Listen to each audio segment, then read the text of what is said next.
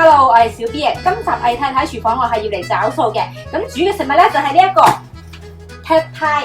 咁呢盒嘢咧就係我1月份去泰國旅行嘅時候咧喺當地超級市場買翻嚟嘅。跟住我就買咗呢2盒嘅東西，咁就係攞嚟煮 Pad Thai 嘅材料嚟嘅。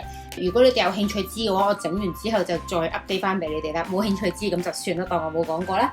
放咗喺屋企幾個月，今日終於要開佢嚟整啦。今次要預備嘅材料好簡單，有雞肉啦、芽菜、雞蛋、青檸檬，同埋呢一盒主角就係整 Pad Thai 嘅調味料啦。同大家一齊睇下裏面究竟有啲咩先。佢裏面咧就包括有一包金邊粉啦、調味用嘅醬料、乾身嘅辣椒粒、蔥粒同埋花生碎。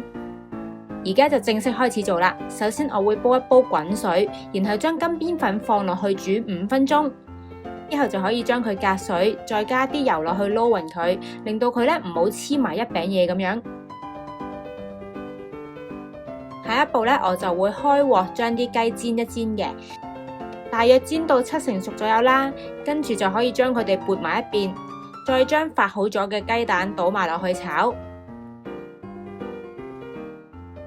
炒到咁上下咧，就可以將雞肉同埋雞蛋撈埋一齊，然後咧再將頭先預備好嘅金邊粉加埋落去，仲有調味醬料啦、乾蔥粒同埋花生碎都可以倒埋落去，一次過炒一炒。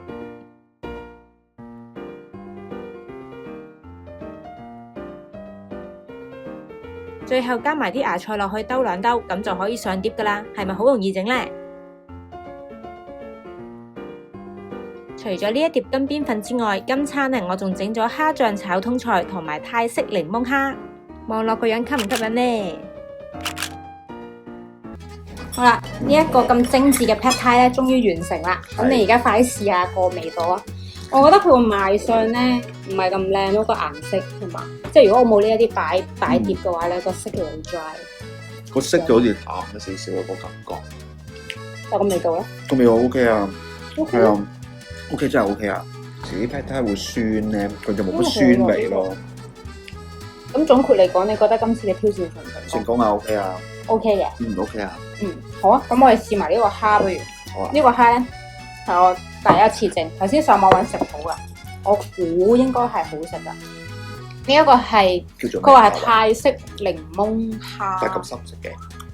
我唔知啊！你食啊你？佢平時啲青檸雞好淺色噶嘛？你食啊，試下先。一食落就好有檸檬味。好泰式啊個味。唔錯喎呢個。咁今條片我哋係咁多啊。